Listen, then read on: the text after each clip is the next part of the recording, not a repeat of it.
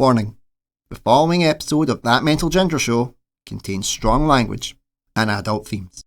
Alright, troops.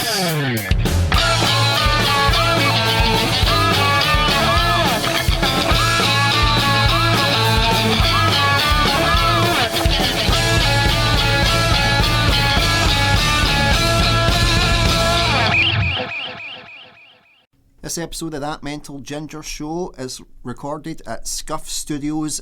If you're looking to do podcasts, music, or any creative passions, these guys will have you covered. For more information, contact Scuff Studios at scuff.studios.gla@gmail.com or find them on Facebook or Instagram and drop them a message. Scuff Studios, to nurture your creative passions. Hello and welcome to That Mental Ginger Show with your host Andrew Durning, aka The Mental Ginger. Well, my faithful followers, we're doing a bit of statistical analysis in the channel lately. And what do you love, my faithful followers? You clearly love women. So we went out and found one who actually agreed to come on this podcast. She's an actor and very well respected in Bad Pony Media. It is Christine Corbett. Christine, thank you so much for coming on. And you're very well respected in the industry, very classy. So I have to ask, why did you come here? Do you know what you're going to get yourself into? Well, it was Frank. Oh, it was Frank's fault, right? Sorry, Frank. I will blame Frank. Yeah. No, he said, "Oh, they're a great bunch of folk." He says, "Great studio and everything." He says, "Just go." Yeah.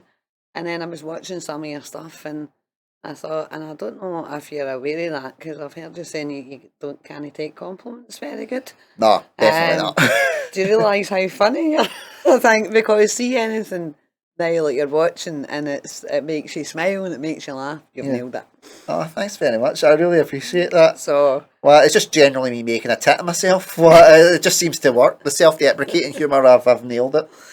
So what I like to do, Christine, is that I like to get my guests to start by telling us their origin story because, well, if there's one thing we've all got in common, we've all got an origins. So, Christine, for my faithful followers, please tell us your origin story.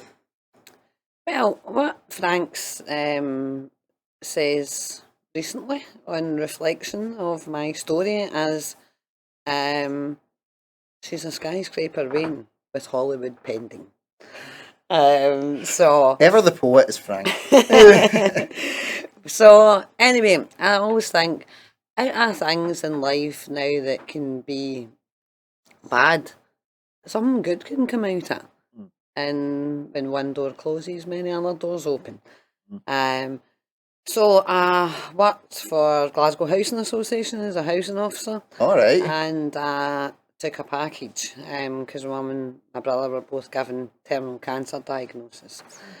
So, so that way in life now, like you're acting as if everything's normal when nothing is. Yeah. So I lost my passion working for housing during that period of time.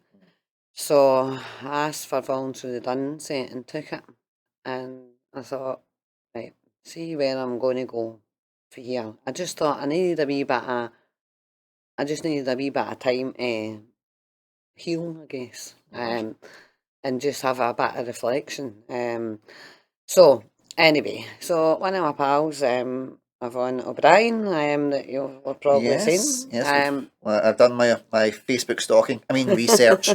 Yeah, got to watch what you see these days. She was doing some walk-ons and extras. So I thought, quite like that. Because my dad did always say to me, growing up, Hollywood missed a good gene. So maybe they'll not miss me in the end. So I started to do some walk-on and extras. First one was River City, which still holds a place in my heart. Yeah. Because a fantastic cast and crew there. Yeah. And a brilliant canteen. Oh, the canteen was lovely. Well, so what was your walk-on role for River City? I've got to ask. Oh, can't remember now. I think, because I've done River City about 40 times or something. Jeez, I've done it a total of and twice. I've had a couple of featured roles there as well. Oh, nice. So one. I'm actually credited in IMDb. Thank you, BBC. Oh wow. For putting that credit on IMDb. So I am credited for River City for the Pretty Women. Pretty Women. There we Pretty go. Women. What, Walking down the street. Well, I do have the Roy Orbison's Glakes on until my eye heals, so... So River City does do that. Then I started to do... Because I thought, I really like this. Is that way when you get that... Well, you know in life when you get that feeling, when you get a good feeling about something, Yeah. it normally is good. And if you get the opposite feeling, that you've a bad feeling, it's normally no good either. Yeah. So I thought, I remember driving up to the big gates and I thought, what your life can turn around. I'm at River City. Yeah. So then I started now like asking about, do you mean like just met some really nice people in my travels and they were saying do some short films now, like go and do some student films, then you're helping them, and then it's getting you to now like learn and read scripts, get into character and stuff. So I done that. They ever give you the line, "Oh, it's good exposure," which basically means you're going to be skint and you're not going to get any money, and you might not even get a show reel. So well, no, I think I suppose that was just like I was just. In fairness, you're such a lovely person, but I've also got the vibe of you that you're somebody that you shouldn't mess with. Well, I used to there was a woman in my work. I used to call her the Glasgow Maw. It wasn't a Glasgow mum; it was a Glasgow Maw because she could kill you and all your family with an instant. But she was the loveliest person you could ever meet. She's actually my TL on my day job now. Sorry, Amanda. I think I've been doing too many acting roles of the same kind of genre. Recently. Again, Frank says Christine's one of the nicest people now you'll ever meet in your life. But get her behind the camera, and she is the best crazy woman I know. I did say I'm being typecast these days.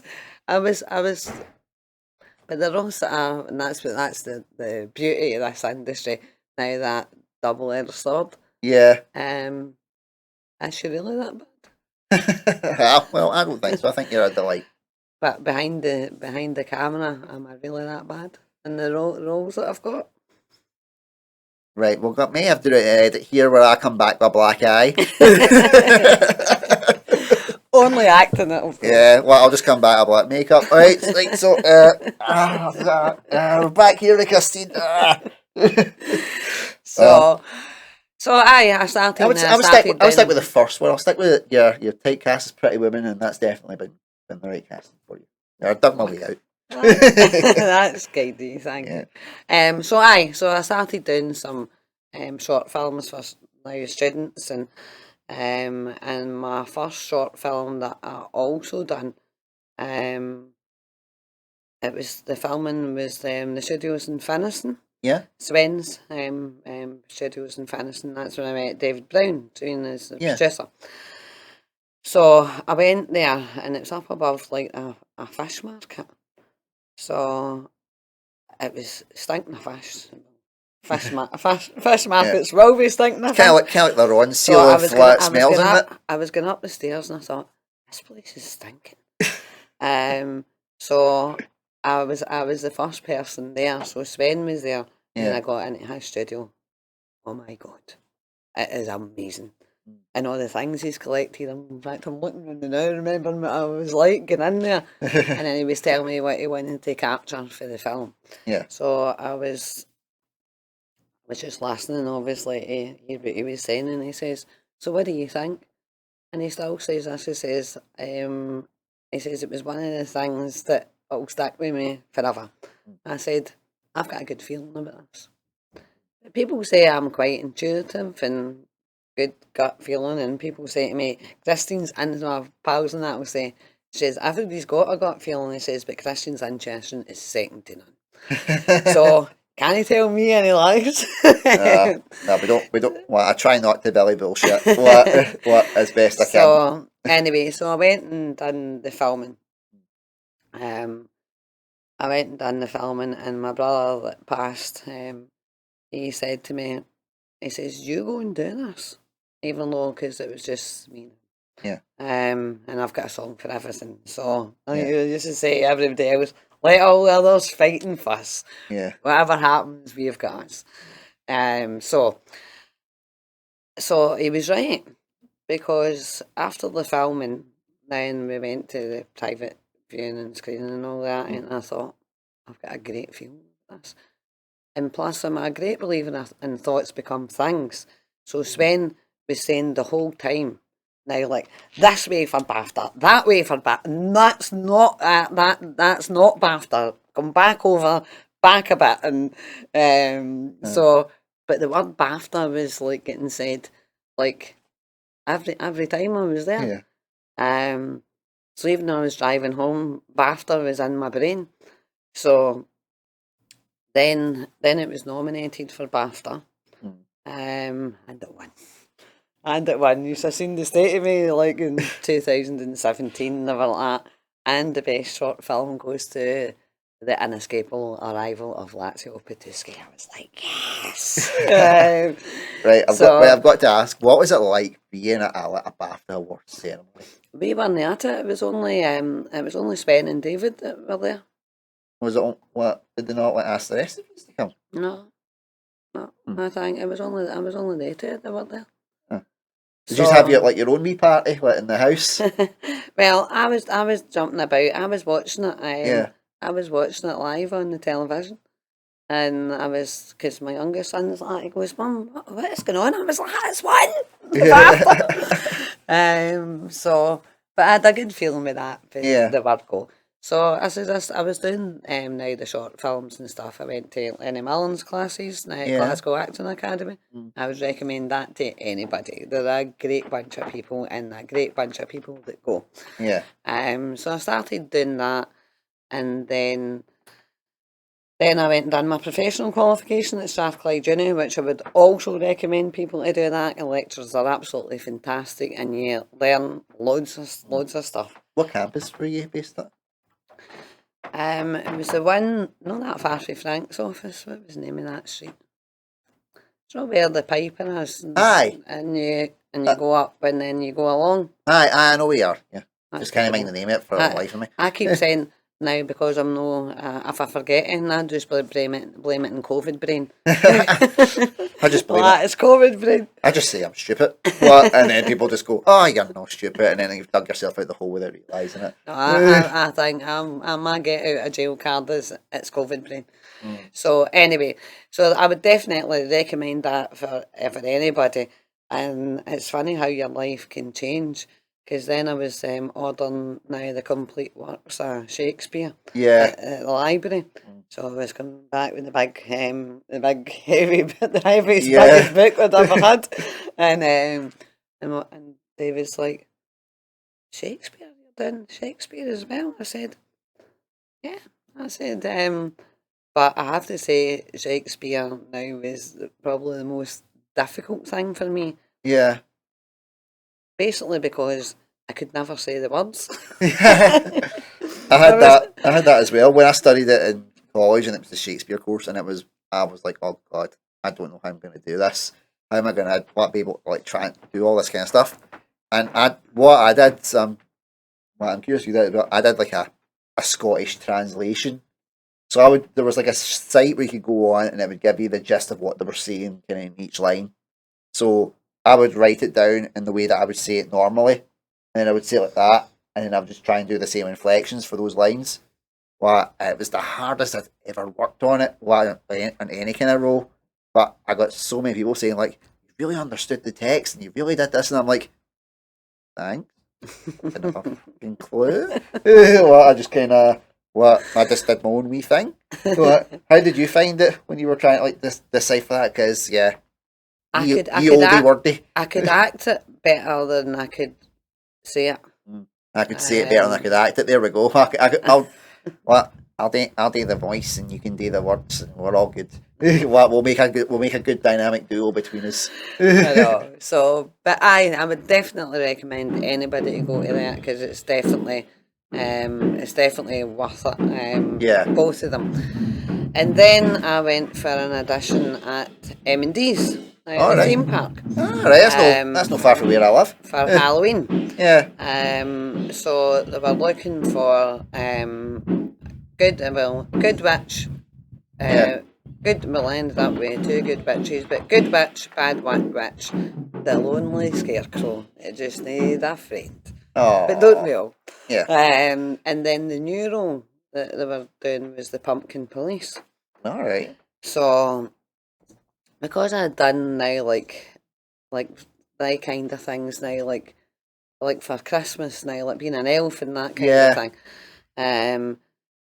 So this was different because it was Halloween. So nobody could miss me because I had a bright orange suit on and my pumpkin police hat and my siren. As Frank would say, and there's no messing with the pumpkin police. So that's like going back to the story of your life. I just had a good feeling. Yeah. I didn't know why I had a good feeling. Well, Sue Taylor and Mark and all that are absolutely lovely as well. But overall, I just had a good feeling. So I got I was thinking, I would rather be the bad witch. I think good witches, I think, aren't as much fun as the bad witch. Yeah. But I didn't get that. I got pumpkin police. So I was there, well, it's October, and it's freezing outside event in October, and like over at the far side, now like they were now like saying get yourself tea, coffee, hot chocolate, and all that, and keep yourself now like warm, or warm-ish, as warm as you can in October. Over in the corner, now that was quite a bit out of Fairbairn, but I was the pumpkin police, so I was patrolling everywhere and making sure not just the children, but all the adults were behaving, and I had a pumpkin jail. So, but over in the corner was Frank. I'd never met him before. So, but Frank being Frank, he's always got his eye out doing like for casting people and all that. Always got his eye out for everything, this Frank. So he said, I need to talk to her because he knew the script now that they'd advised me to do or asked me to do. I thought, this doesn't work for this thing. Do you mean like it does when I was doing like the elf jobs and things? Now and you were going into the audience. Do you mean like saying now like, oh, elf says put your hand on your head, touch your toes, that kind of thing. I thought that doesn't work for the pumpkin police, but Frank knew what I was supposed to be doing, so I just made the character what I thought it was. Just so you kind of had your own interpretation of it, and ran with it. Because I was saying to them, everyone being good this morning, and it goes for the adults, not just the children. I was like, is there any crabbit?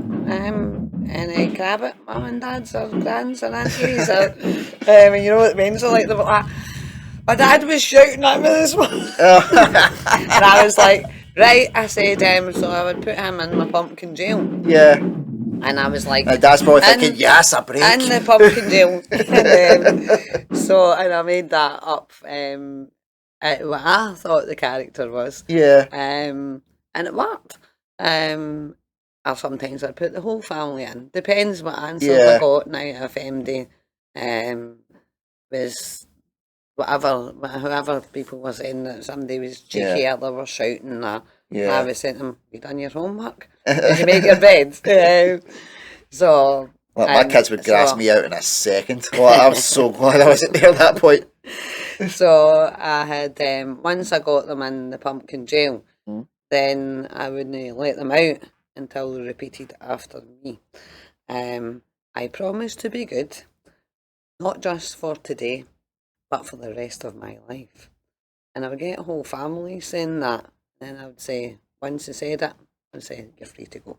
All right. So, but then that's when I met Frank, and Frank doesn't drive, so I was giving him a lift, whether it was to his office or home. And the first time we had a lift, that's when you know you gel with people, because there are certain people you like in life and some you'll just never. And so it was like three hours later, Frank and I were still sitting in my car, now like sharing our life story. Wow. So he's like, at that time it was getting out. It was darker. That was October. Yeah. And then they'd asked me to come for an audition for Evening of the Dead. So I went along for the audition, and he says, "You've got the part then." I was like,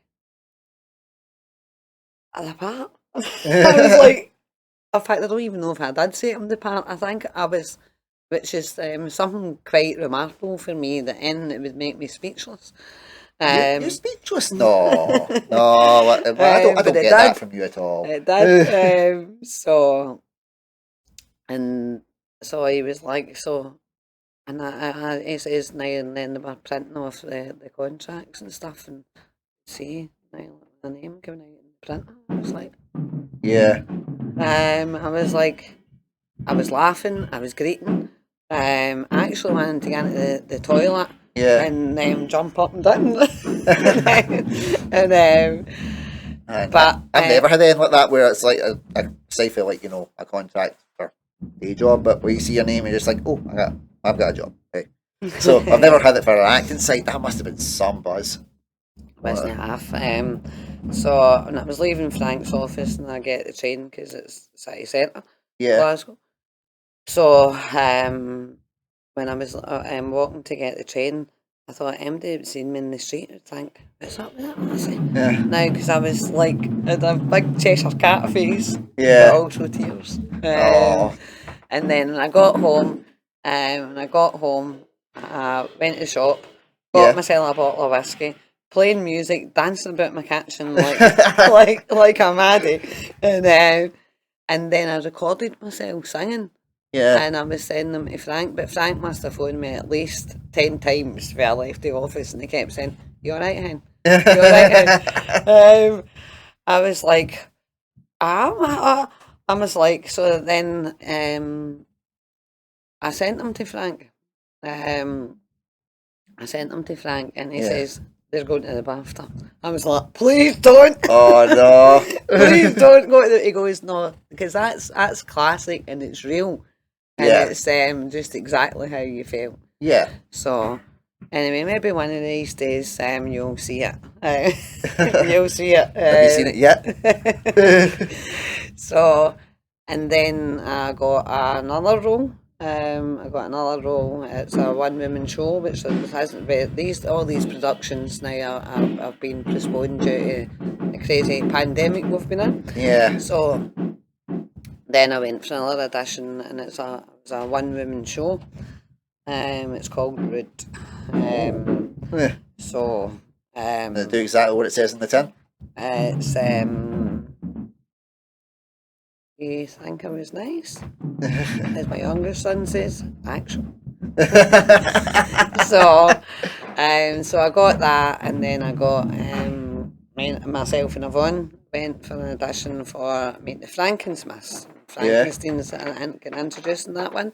So both guys got that part. Yeah. And then there's 98%, and then the exciting now, like it's now government funded Bro TV Scotland. Oh, brilliant! Right, so tell me about Bro TV Scotland. I've been doing some voiceovers just recently there for Frank, and I will be one of the faces of Bro TV. Yeah. And now, like, it's whatever else. I think it's. So tell my followers about Bro TV. Where can we find you? What's about? I mean, I know because I've stalked it all, and Frank sent me the link things, and I'm still trying to go like, Frank, he's a job. What? Well, it's pre-production now. Will be starting end of this month, in February, and then it'll be launched in October. Right. Because it's the anniversary of who invented television? Oh, Alexander Graham Bell. No. Oh, that's the telephone.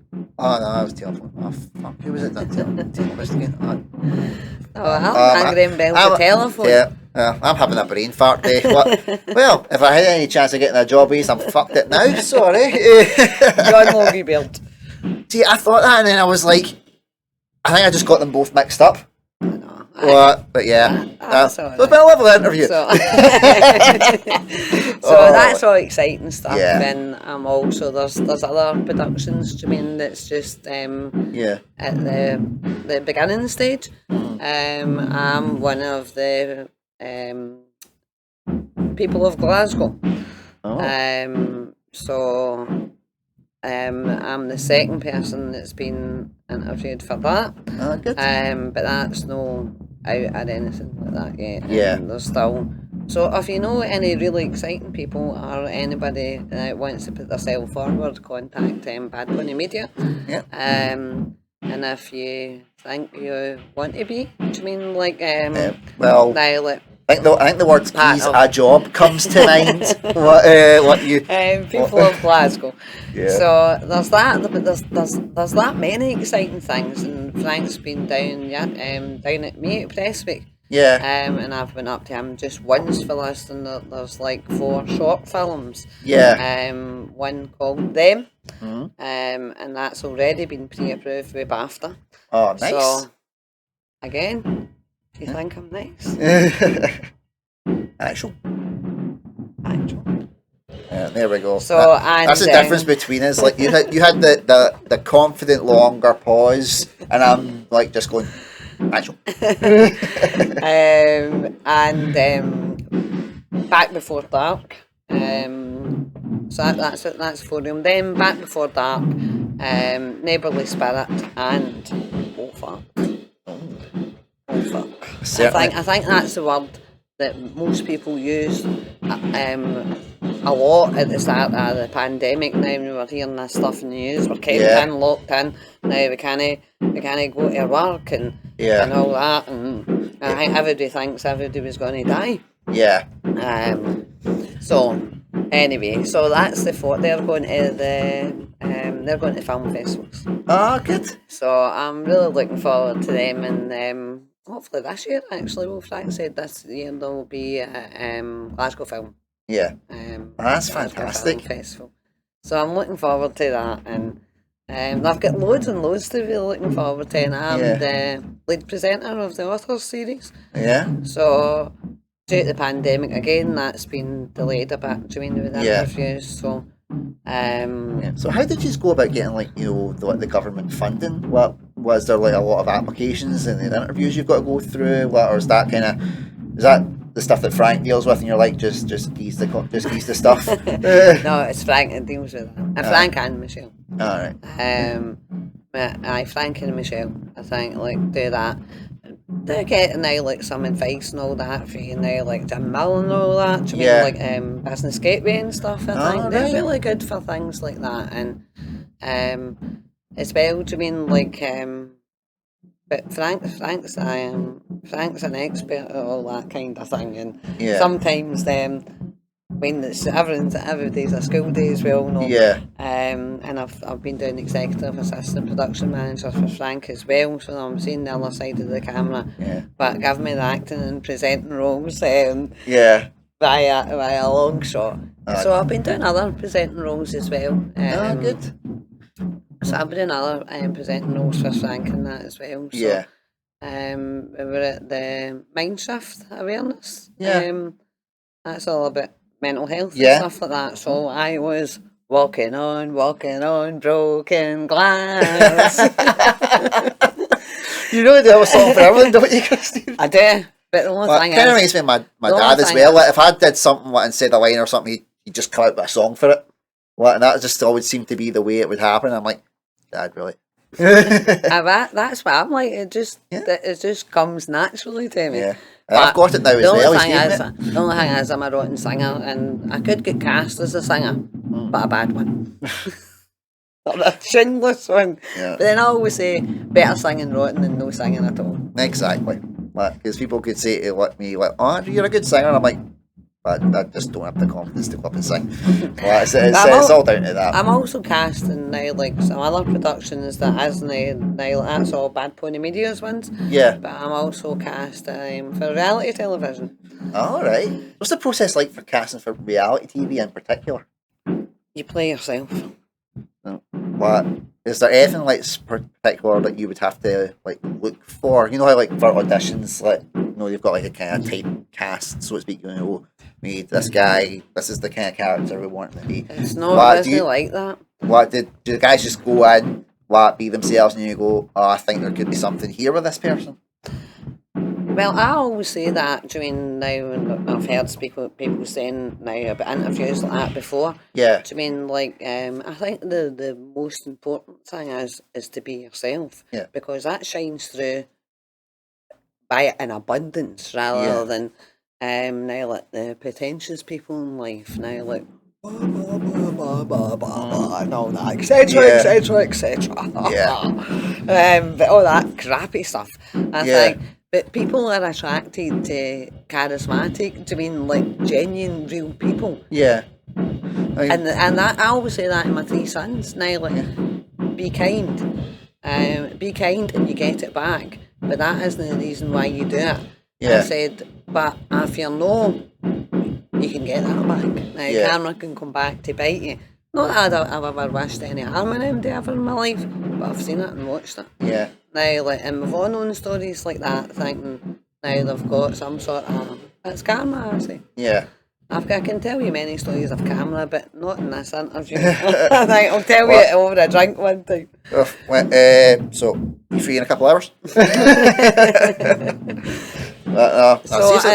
Where were you like when I was like trying to break through? This is a breath of fresh air because there's so many people that I've seen in auditions and stuff like that, but they don't want you to be yourself. They're trying to mold you into this box and into this type. And it was one of the things that knocked my confidence majorly because I couldn't be like that. I couldn't not be myself. I'm quirky. I'm weird. I'm self-deprecating humour. I'm who I am, and they were looking for this kind of essentially a pitch perfect kind of. No, there's no flaws in that. Especially like if you declared what like I would do at the time. I was like, look, I've got mental health issues, and it was always the kind of the stigma of like he could fling himself off a bridge one day. Then who were going to get to play his part? No, I wasn't planning on doing that until you suggested it. Thanks for putting that in my head. What do you think has kind of changed over that kind of course? Do you think the industry's still like that, or are they starting to come round more to, everybody has their own quirks and their own personalities, and we should embrace it rather than trying to mould them into the example, the conservatoire type? Well, I get that in two different ways. I've got two different answers to that question, because when you surround yourself with like-minded creative people, then that just doesn't happen, full stop. Yeah. Everybody's there to support and encourage each other, and there's people's like personal lives can all change in a flash, and then with COVID and all that as well. What do you mean? No, I would say now the people now that I've been working with are not like that. Yeah. But I've known people that had, even like recently, and I was out doing a film and shoot, as this guy absolutely badgered me, saying, "Oh, now like I want to send you over this film. You'll have Frank McGowan's number, and I want you to say you've recommended me." I says, "But I haven't." I says, "But I haven't." He says, "I'll give you a part." So I quite like that answer I gave to him. I says, "At this moment in time, I don't have any time for any other parts." Brilliant. But it's but he was like in my face like that, and I thought, I don't really understand that. What is? Oh, it's horrible. And I said, it's nice to be nice. I know, and I said to him, "Do you know what?" I said, and now he was like, stopping now, and he's like, "I need to speak to Christine," and I said, "Do you know what? You're having the opposite effect on me." Yeah. And he's like, "Frank's got contacts in New York," he says, "and you will too." But he was listening, and now and Frank and I are going to New York. Yeah. And so he was listening. He thought, "I'll get in there." Christine, because he goes, "I need a sponsor for this film for New York, so you're going to have the contacts." And I said to him, now we're walking along,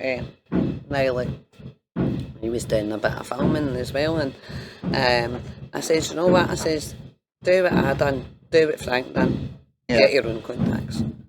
Whereas with Frank's like that as well, and so am I, you would want to be helping somebody, but when you come across characters like that, it has the exact opposite effect. Yeah. But I have to say, that's quite a negative story to say, because there's millions of positive stuff. Yeah. Because I'm also cast, and I quite like playing this. I'm the Glasgow Harry. I like playing the Glasgow Harry. Just the way you said it just totally got me there. Like, the Glasgow Harry. I know, well, I was doing my self-tape for that. Yeah. Then I put black tape in my two front teeth, Yeah. so I looked having no teeth. Oh, right. So I think they said there's been, obviously, having delay with COVID. So I think that's the last I heard now, that's coming out, and well, to be fair, it's not been filmed yet in April. But I think, do you know what? See, when you hear that, she says when we were looking at all the self-tapes that came in, she says, I thought, how nice to somebody to say that to you. She says, you lit up the room. Oh. She says, we were all like, she's nailed that. Brilliant. So I'm looking forward to being the Glasgow Harry. The Glasgow Harry. Oh, Christine, you're an absolute delight. I wish you nothing but success with everything that you're doing. You're getting it anyway. You've got that kind of about you. I can work from meeting Frank as well and yourselves. You've just got that drive to kind of get up and go, and nothing's really stopping you aside from obviously the COVID delays.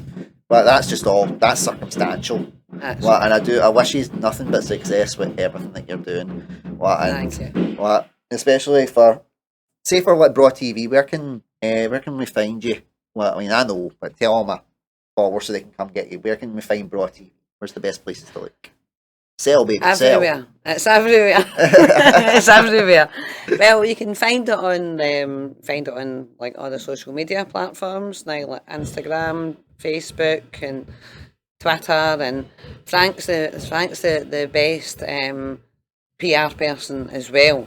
I think he tags me in everything. He's he's brilliant at that. And then he would sometimes get into trouble. He's like, "Where's your hashtags?" Because you know what, it's like sometimes people's perception. Can think, oh, who does she think she is now? Hashtagging all this, but now I don't think anything of it. I don't think anything of it. The hashtagging thing always confused me. I was never sure what hashtags would work and what hashtags don't, because they're like, oh, you put the wrong hashtags. I'm like, is there such a thing as a wrong hashtag? Because you're hashtagging on a completely different thing than what you're doing. So but at Braw TV now, there's going to be loads of announcements coming to a cinema near you soon. Honestly, I was absolutely delighted this has been funded by the Scottish Government. And actually, Frank and I were talking about the Hogmanay now, in BBC and STV. They were rotten. Yeah, I didn't watch it. I asked you clear. Frank says, can you imagine what we'll produce at Braw TV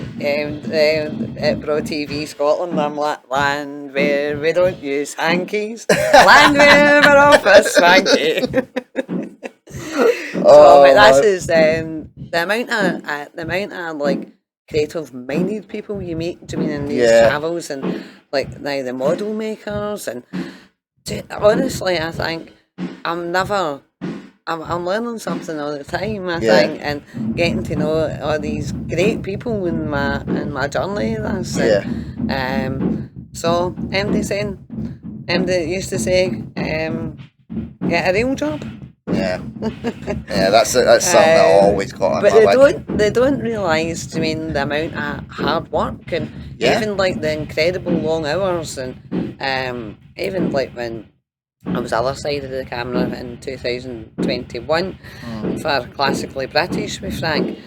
We were there 2 nights, 3 days, 2 or 3 nights. I can't remember. 2 nights, 3 nights. But I think we're lucky if we had 3 hours sleep a day, because Frank's up, but you don't realise that. Frank's Yeah. up with like editing stuff and Yeah. now like 2 and 3 in the morning, and You then get we're deadlines having, and time scales to meet as and then well. we're having to get up and get back along to the dance studio, but you know what? We done it and we nailed it, and that was another really good place to go. With the fantastic ballet dancers there, they're incredible. I thought meeting people that all these different talents, and the dancers down at Portobello Dance, I think, took my breath away. Yeah. I was like, there was one that I was like, I thought I could cry to this because it's powerful. Yeah. Amazing talent, just sheer brilliance. Yeah. Oh, fantastic, Christine. It's brilliant, but all the stuff that you're doing, like I say, like I've just caught up in basically all the Facebook stalking, as I do, and just seeing some of the stuff that you guys come up with, and how you are working together, it's really exciting, and I do wish you nothing but success, and you're getting it anyway. As I said, I kept saying, kept saying, do you mean with the pandemic situation and everything, all getting now shut down and now not allowed and all that stuff, and I kept saying, but no, keep positive. I thought, I'm like, now we can do self tapes, now we can do Zoom calls. Do you mean? And I have to say, but it's not the same as even like coming here the day.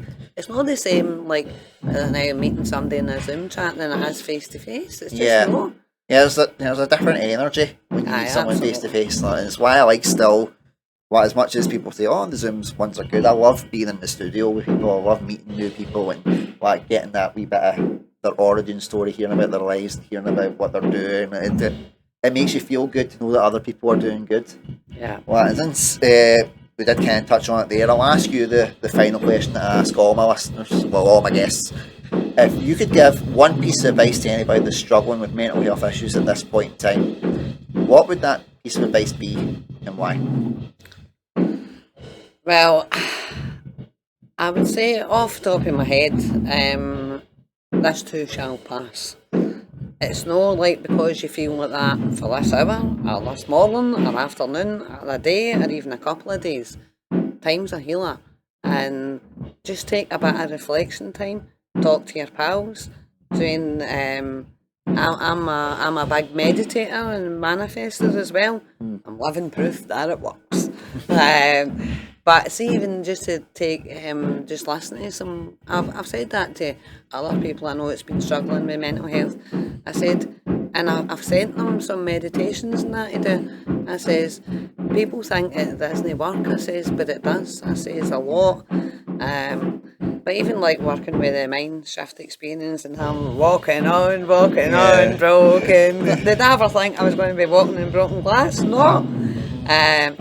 But I think reach out to these people. Reach out to these people. I think there is people there to help. And well, I'm also in sunny Govan. I think you can tune in on the 25th. Oh, I'm looking forward to that. For Susan Sutton, and that's one of my songs. That's one of my you pick 3 songs for that. So a middle song is That's What Friends Are For. Because you know what, everybody needs now like friends now to share the good times, the low times, or the in between times. I think people need people. Yeah. So don't ever think to mean that you're alone, and because because you're alone and you're feeling like that, because remember, everybody's felt like that at times, and I know people can escalate. Do you mean can escalate to touch wood? I've never felt like I want to kill myself or anything like that. But obviously, like a marriage breakup, now a house that wasn't selling, and my mum and my brother getting terminal cancer diagnosis. I was a fraction of the person I'm sitting now. Yeah. I was 2 stone lighter than what I am. And I remember in the shower and I could feel every rib, but it wasn't intentional. I just lost my appetite completely. Yeah. So if that ever happens to MD, my cure that got me back, get my taste buds back was Jersey milk It does though. Jersey milk and hazelnut chocolate. I think that's all I really ate. Yeah. For a wee while.